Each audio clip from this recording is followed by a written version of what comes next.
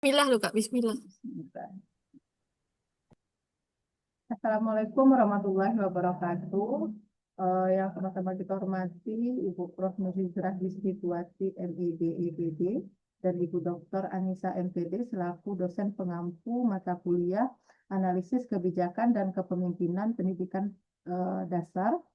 Perkenalkan, saya Reni Kuswita akan mempresentasikan materi tentang evaluasi peran aktor, kepentingan, dan dinamika kekuasaan dalam implementasi dan evaluasi kebijakan pendidikan dasar. Di sini saya akan menjelaskan tentang peran aktor, kepentingan, dan dinamika kekuasaan dalam pendidikan dasar di Indonesia. Selanjutnya,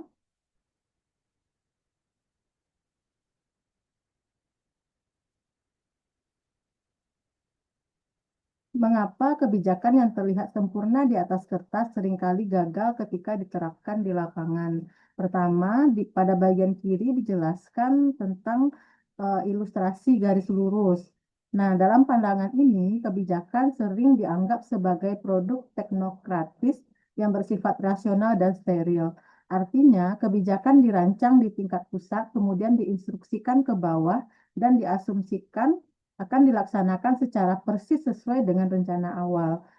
Perspektif ini melihat proses kebijakan seperti garis lurus dari perencanaan menuju implementasi. Namun, pada kenyataannya yang seperti yang dijelaskan pada bagian slide sebelah kanan itu kita bisa melihat eh, kebijakan publik sebenarnya merupakan medan pertarungan kepentingan atau arena of contestation. Kebijakan bukanlah proses yang netral, ia merupakan praktik kekuasaan yang melibatkan berbagai aktor dengan kepentingan yang berbeda. Dalam implementasinya sering terjadi negosiasi, konflik, dan reinterpretasi kebijakan di berbagai tingkatan, baik oleh pemerintah daerah, sekolah, maupun para pelaksana di lapangan. Karena itulah kebijakan yang terlihat ideal dalam dokumen sering menghasilkan hasil yang berbeda ketika diterapkan. Selanjutnya,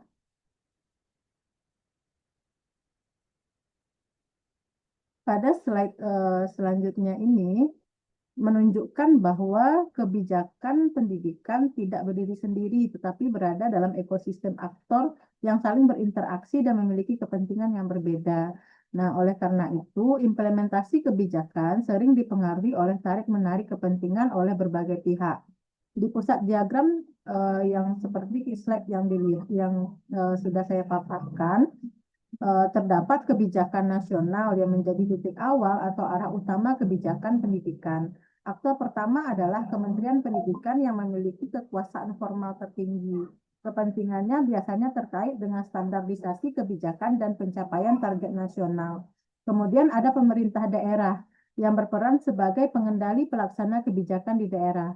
Namun dalam praktiknya, mereka sering dipengaruhi oleh prioritas politik lokal dan keterbatasan anggaran daerah. Selanjutnya ada Dinas Pendidikan yang menjadi perpanjangan tangan birokrasi. Dalam implementasi kebijakan, mereka sering menghadapi beban administrasi dan tumpang tindih regulasi. Kemudian selanjutnya adalah di tingkat sekolah terdapat kepala sekolah dan guru yang disebut sebagai street level birokrat, yaitu pihak yang menafsirkan dan menjalankan kebijakan secara langsung di lapangan, sering dengan diskresi atau penyesuaian tertentu. Selain itu, ada orang tua dan masyarakat sebagai dampak langsung kebijakan. Mereka memiliki kekuatan sosial dan budaya yang mendukung atau bahkan menolak kebijakan. Kemudian ada organisasi profesi guru seperti PGRI yang berperan dalam melindungi kepentingan dan kesejahteraan tenaga pendidik. Dan terakhir, terdapat lembaga donor atau organisasi internasional yang sering memberikan dukungan dana dan teknis, tetapi juga membawa agenda global tertentu. Nah, dari peta ini dapat kita lihat bahwa kebijakan pendidikan merupakan hasil interaksi atau negosiasi antara berbagai aktor, bukan hanya sekedar keputusan teknokratis dari pemerintah pusat. Selanjutnya,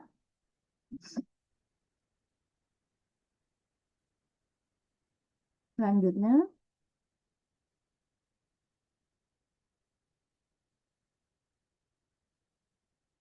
guys. Oke, pada slide ini menjelaskan bahwa dalam implementasi kebijakan pendidikan terdapat filter terakhir, yaitu para street level birokrat, khususnya guru dan kepala sekolah. Nah, pada bagian atas terlihat visi kebijakan makro, yaitu kebijakan yang dirancang oleh pemerintah pusat. Kebijakan ini biasanya dibuat dalam bentuk regulasi, program, atau pedoman yang diharapkan dapat dilaksanakan secara seragam. Namun, sebelum kebijakan itu benar-benar sampai ke praktik di kelas, kebijakan tersebut melewati sebuah filter, yaitu para pelaksana di tingkat lapangan, yaitu guru dan kepala sekolah. Nah, konsep ini dikenal sebagai fenomena street level birokrat, di mana para pelaksana kebijakan memiliki diskresi atau ruang keputusan dalam menafsirkan dan menerapkan kebijakan. Akibatnya, niat atau desain kebijakan dari pemerintah pusat harus beradaptasi dengan 3 hal penting di tingkat lokal, yaitu pemahaman pelaksana, kapasitas yang dimiliki, dan motivasi mereka. Karena perbedaan ketiga faktor tersebut, kebijakan yang sama bisa menghasilkan praktik yang sangat berbeda di setiap sekolah. Selanjutnya,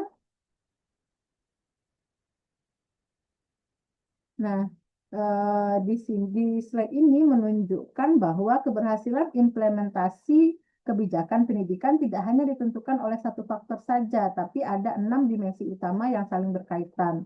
Yang pertama adalah isi kebijakan atau konten. Keberhasilan implementasi sangat bergantung pada seberapa jelas tujuan kebijakan, seberapa spesifik instruksi yang diberikan, serta apakah kebijakan tersebut benar-benar mengakomodasi kebutuhan kelompok dari kelompok sasaran. Kemudian dimensi yang kedua itu adalah konteks. Implementasi kebijakan selalu dipengaruhi oleh kondisi lingkungan, seperti yang kita ketahui bahwa relasi kekuasaan di tingkat lokal, kemudian kondisi sosial budaya masyarakat, serta situasi ekonomi itu adalah konteks yang mempengaruhi kebijakan pendidikan. Kemudian ada kapasitas aktor. Para pelaksana kebijakan, khususnya guru dan kepala sekolah sebagai street level birokrat, harus memiliki pemahaman, keterampilan, dan keterampilan teknis yang memadai untuk menjalankan kebijakan secara efektif. Dan keempat adalah sumber daya.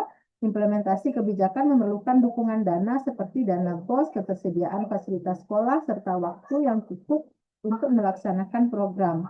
Kemudian ada koordinasi atau sinergi, yaitu komunikasi multilevel dari pusat hingga sekolah tanpa ego sektoral.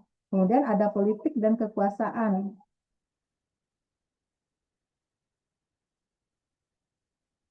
Stabilitas kepemimpinan daerah serta komitmen pemerintah daerah terhadap agenda pendidikan nasional juga sangat menentukan keberhasilan implementasi kebijakan. Nah, dari keenam dimensi ini dapat kita lihat bahwa implementasi kebijakan pendidikan merupakan proses yang kompleks yang dipengaruhi oleh faktor kebijakan itu sendiri, aktor pelaksana, sumber daya, serta dinamika politik dan sosial. Selanjutnya,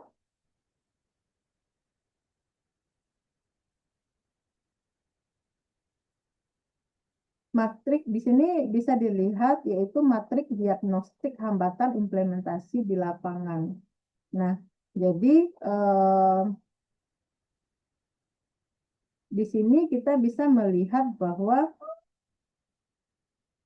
ada berbagai hambatan dalam pelaksanaan kebijakan atau program pendidikan di lapangan. Dilihat dari dimensi hambatannya, kemudian gejala permukaan, kemudian ada akar masalah politis atau sistemik. Nah, jadi yang pertama kita lihat adalah finansial. Gejala permukaannya yaitu dana BOS tidak mencukupi, pencairan dana terlambat, kemudian akar masalah atau politis sistemiknya adalah ketimpangan prioritas APBN dan atau APBD dan sistem alokasi anggaran yang kaku. Kemudian ada infrastruktur SDM dan infrastruktur. Gejala permukaannya adalah kekurangan guru unggul di daerah 3T, turnover guru yang tinggi dan fasilitas yang rusak. Kemudian akar masalah politisnya adalah ketidakmerataan distribusi sumber daya historis dan minimnya insentif struktural. Kemudian birokrasi, gejala permukaannya adalah tumpang tindih aturan, duplikasi kegiatan administratif. Kemudian akar masalahnya adalah ego sektoral antar lembaga dan lemahnya koordinasi. Kemudian sosiokultural, penolakan masyarakat terhadap inovasi kurikulum atau metode yang baru. Masalahnya adalah benturan antara nilai budaya atau stigma lokal dengan standar budaya nasional. Kemudian kepemimpinan, gejala permukaannya seperti ganti bupati, ganti kebijakan, program terhenti di tengah jalan. Nah, kemudian akar masalah politisnya adalah pendidikan dijadikan komoditas politik jangka pendek dalam siklus pemilu lokal. Selanjutnya,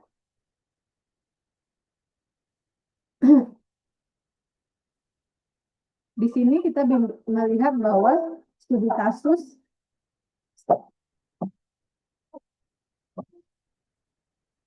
kasus lapangan, kesenjangan niat versus realita kepentingan.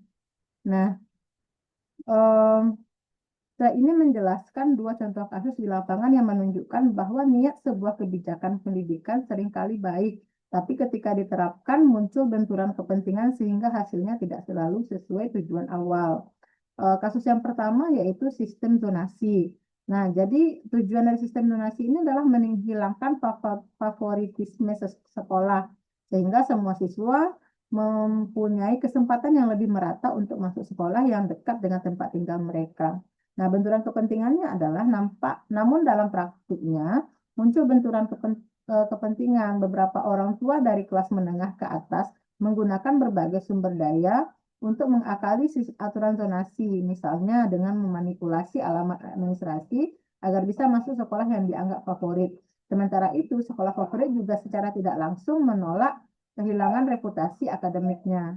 Nah, dinamikanya adalah akibat kepentingan pihak yang memiliki sumber daya lebih kuat ini, akhirnya mendistorsi tujuan pemerataan pendidikan yang ingin dicapai dalam sistem zonasi.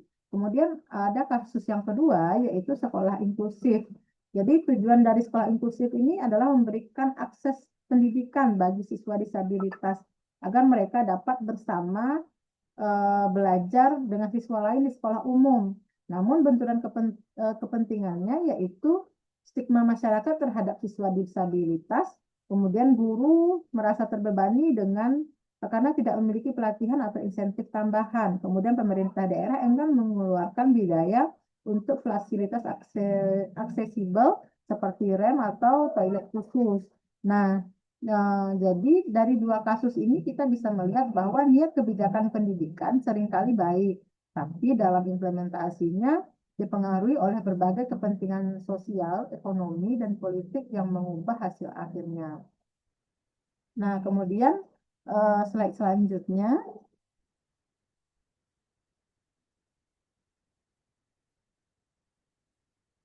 Cara mengatasi hambatan dalam implementasi. Nah, di sini kita akan menjelaskan tentang beberapa strategi atau langkah yang bisa dilakukan untuk mengatasi hambatan dalam pelaksanaan kebijakan pendidikan di lapangan. Yang pertama yaitu capacity building bertingkat. Artinya, peningkatan kapasitas tidak hanya melalui sosialisasi satu arah saja, tapi dilakukan secara berkelanjutan melalui mentoring dan coaching. Hal ini ditujukan terutama bagi para birokrat di tingkat pelaksana agar kemampuan manajerial dan teknis mereka selaras dengan tuntutan kebijakan yang dijalankan. Yang kedua adalah alokasi tangguh dan Ini baru masuk. Baik, kita lanjutkan. Tadi saya terlempar. Mengatasi hambatan implementasi. Yang pertama yaitu capacity building bertingkat. Artinya, peningkatan kapasitas tidak hanya melalui sosialisasi satu arah saja, tetapi dilakukan secara berkelanjutan melalui mentoring dan coaching. Hal ini ditujukan terutama bagi para birokrat di tingkat pelaksana agar kemampuan manajerial dan teknis mereka selaras dengan tuntutan kebijakan yang dijalankan. Kemudian strategi yang kedua adalah alokasi pendanaan yang kuat serta pembangunan infrastruktur dasar. Hal ini dilakukan melalui efisiensi pendanaan kerjasama dengan pihak swasta melalui program CSR atau memprioritaskan perbaikan fasilitas fisik. Kemudian ada pelibatan partisipatif dari berbagai pihak, misalnya melibatkan guru, orang tua, dan tokoh masyarakat sejak awal perancangan kebijakan. Dengan cara ini, kebijakan memiliki legitimasi yang lebih kuat dan dapat mengurangi resistensi budaya atau penolakan dari masyarakat. Kemudian yang keempat adalah desentralisasi terukur agar tetap menjaga tujuan nasional kebijakan pendidikan, tetapi memberikan ruang fleksibilitas kepada pemerintah daerah untuk menyesuaikan pelaksanaan teknis sesuai dengan kondisi dan kebutuhan lokal.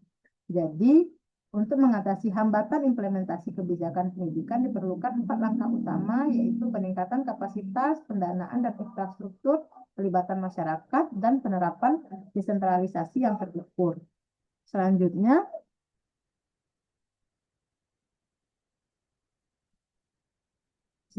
Ais, membingkai ulang evaluasi mengapa kita gagal belajar. Nah, jadi pada slide ini menjelaskan mengapa dalam banyak kebijakan atau program, proses evaluasi sering tidak menghasilkan pembelajaran untuk memperbaiki sistem.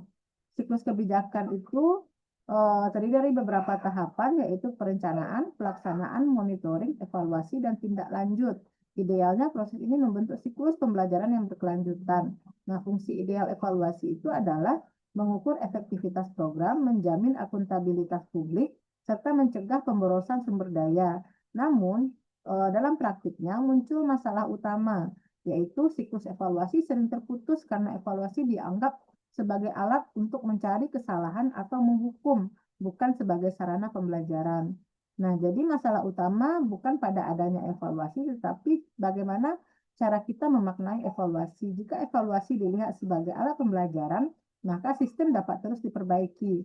Namun jika dianggap sebagai alat hukuman, maka evaluasi tidak akan menghasilkan perbaikan nyata.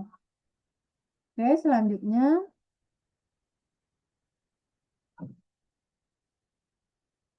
Ais, matriks eksekusi waktu, dimensi, dan metodologi evaluasi. Nah, di sini maksudnya adalah kapan evaluasi dilakukan dalam suatu program serta dimensi apa saja yang harus diperhatikan agar evaluasi benar-benar memberikan gambaran yang komprehensif. Tak pertama sebelum program dijalankan atau yang disebut dengan ex ante. Pada tahap ini, evaluasi dilakukan untuk menilai kelayakan program serta mengidentifikasi dan memitigasi berbagai resiko, baik resiko politik maupun sosial, sebelum program diluncurkan secara luas. Kemudian, tahap yang kedua adalah selama program berjalan atau ongoing. Dalam tahap ini dilakukan mid-term review, yaitu evaluasi di tengah pelaksanaan program. Tujuannya adalah untuk mengidentifikasi hambatan yang muncul secara real-time, serta melakukan penyesuaian strategi agar program tetap berjalan sesuai tujuan. Nah, tahap yang ketiga adalah setelah program selesai atau ex post. Pada tahap ini, evaluasi bertujuan untuk mengukur hasil program termasuk outcome, dampak atau impact, serta melihat apakah program tersebut memiliki keberlanjutan dalam jangka panjang. Nah, jadi dimensi kritis evaluasi ini tidak hanya berfokus pada angka atau pendekatan kuantitatif saja.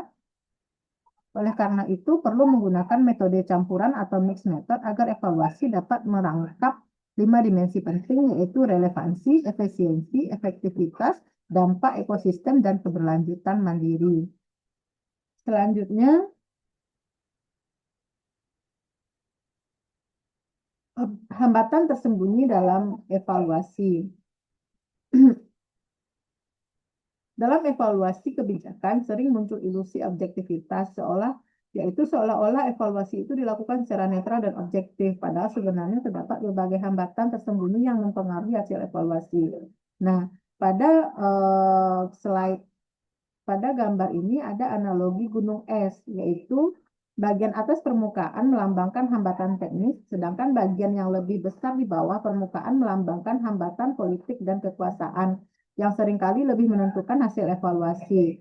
Kemudian hambatan di atas permukaan atau teknis, ada kualitas data, metodologi, dan kapasitas. Kemudian hambatan di bawah permukaan yaitu tekanan reputasi, bias internal, dan ketakutan di tingkat akar rumput. Nah, jadi kesimpulannya adalah hambatan evaluasi ini tidak hanya berasal dari masalah teknis seperti data atau metodologi, tapi juga faktor politik, kekuasaan, dan tekanan institusional yang sering tersembunyi di balik proses evaluasi. Baik, selanjutnya.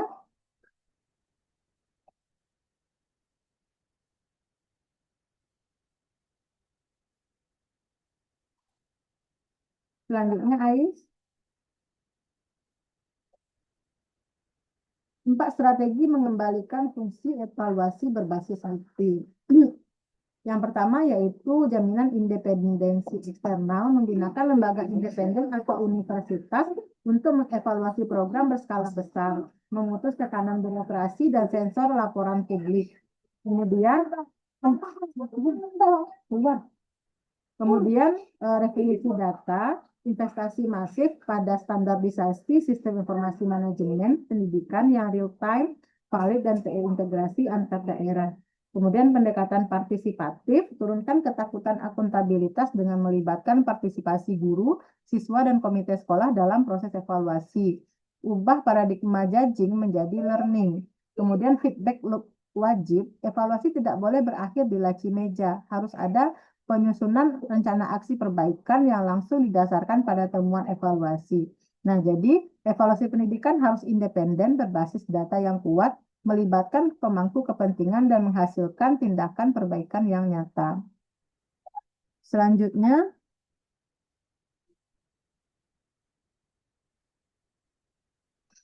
siklus kebijakan berbasis realitas.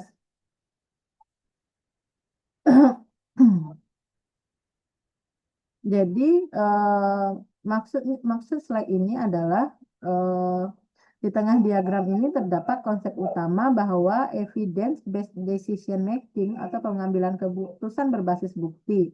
Diagram tersebut membentuk loop yang tak berujung atau infinity yang menunjukkan siklus kebijakan yang terus berulang dengan 4 fase. Yang pertama adalah desain adaptif, kemudian implementasi, kemudian evaluasi terbuka, dan redesign berbasis bukti.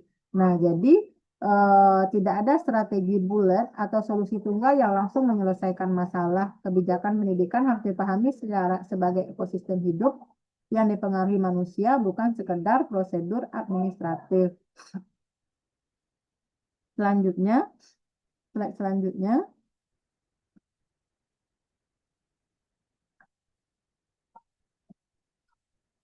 Jadi ada rekomendasi untuk 4 kelompok aktor utama dalam sistem pendidikan. Yang pertama adalah Kementerian Pusat, tinggalkan pendekatan one size fits all, berikan ruang fleksibilitas dalam implementasi teknis. Kemudian Pemda dan Dinas Pendidikan, lindungi keberlanjutan program pendidikan, jauhkan program dari komunitas pemilu lokal, pastikan kesinambungan pendanaan dan fasilitas sinkronisasi antar sekolah. Kemudian kepala sekolah dan guru, pahami bahwa alasan fundamental di balik kebijakan, gunakan kewenangan untuk street level untuk kepentingan intrinsik siswa, bukan sekedar memenuhi beban administrasi. Kemudian akademisi dan peneliti, gali dimensi politik dalam kebijakan pendidikan, hentikan evaluasi yang teknis administratif, serta lakukan riset kualitatif mendalam tentang benturan kepentingan, relasi kekuasaan, dan pengalaman nyata aktor di tingkat akar rumput. Nah, jadi maksudnya adalah perbaikan kebijakan pendidikan membutuhkan aksi kolektif dari semua aktor, dari pusat hingga lapangan, dengan pendekatan fleksibel, berkelanjutan, berbasis bukti, dan memahami dinamika politik serta sosial. Baiklah, demikianlah presentasi dari saya. Saya mohon maaf atas segala kekurangan. Assalamualaikum warahmatullahi wabarakatuh.